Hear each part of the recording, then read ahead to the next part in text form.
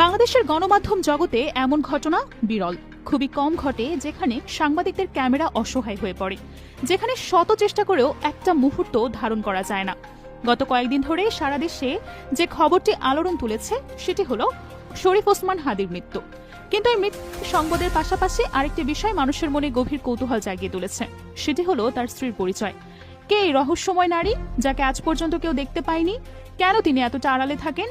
স্বামীর মৃত্যুর পরেও কেন তিনি জনসম্মুখে আসেননি? এই প্রশ্নগুলোর উত্তর খুঁজতে গিয়ে যা বেরিয়ে এসেছে সেটা সত্যি অবিশ্বাস্য। গত কয়েকদিন ধরে দেশের বিভিন্ন প্রান্তে মানুষ শরীফ ওসমান হাদির মৃত্যু সংবাদে নানা প্রতিক্রিয়া দেখিয়েছেন। কেউ শোকে মুহ্যমান, কেউ বা স্বস্তির নিঃশ্বাস ফেলেছেন। কিন্তু সবার মনেই একটা প্রশ্ন ঘুরপাক খাচ্ছে, এত বড় একজন ব্যক্তিত্বের স্ত্রী কোথায়? তাকে কেন কোথাও দেখা যাচ্ছে না? সাধারণত এই ধরনের পরিস্থিতিতে পরিবারের সদস্যরা সামনে আসেন, মিডিয়ার মুখোমুখি হন। কিন্তু এখানে দৃশ্যপট সম্পূর্ণ ভিন্ন। যেন এক অদৃশ্য মানুষের কথাই বলা হচ্ছে, যেন তার কোনো অস্তিত্বই নেই। এই রহস্য ভেদ করতে গিয়ে সাংবাদিকরা যা জানতে পারলেন তা এক অনন্য গল্পের জন্ম দিল। হাসপাতালের মর্গে সেদিন ভোর থেকেই জমায়েত শুরু হয়। সাংবাদিক, ক্যামেরাম্যান, সাধারণ মানুষ সবাই অপেক্ষায়। কখন আসবেন পরিবারের সদস্যরা? কখন দেখা যাবে সে রহস্যময় স্ত্রীকে যাকে এতদিন কেউ দেখেনি? ঘন্টার পর ঘন্টা কেটে যাচ্ছিল। ক্যামেরার লেন্স প্রস্তুত, সবাই সতর্ক। একটা গাড়ি এলেই ক্লিক ক্লিক শব্দ শুরু হয়ে যায়। কিন্তু সেই মুহূর্তটি কখনো আসে না যখন সেই মুখ দেখা যাবে। সকাল 9টার দিকে হঠাৎ একটা গাড়ি এসে থামলো হাসপাতালের গেটে।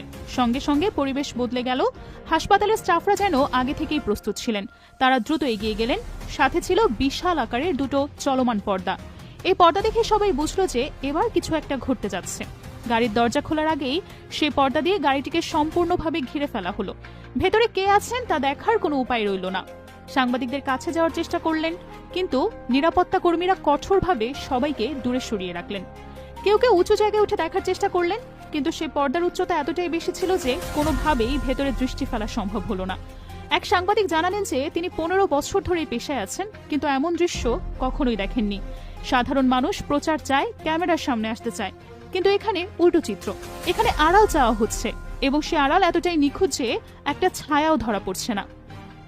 পর্দার আড়ালে কি হচ্ছিল সেটা জানার কোনো উপায় নেই। শুধু অনুমান করা যাচ্ছিল যে ভেতরে কেউ একজন গাড়ি থেকে নামছেন, তারপর ধীরে ধীরে মর্গের দিকে এগিয়ে যাচ্ছেন। সে চলমান পর্দা তার সাথে সাথেই চলছে, যেন একটা চলন্ত দেয়াল, যেন একটা অদৃশ্য দুর্গ। কেউ ভেতরে ঢুকতে পারছে না, কেউ বাহির থেকে দেখতেও পারছে না।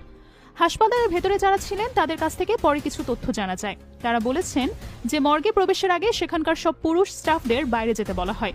শুধু মহিলা স্টাফরা ভেতরে ছিলেন, এবং তারাও নির্দেশনা পেয়েছিলেন যে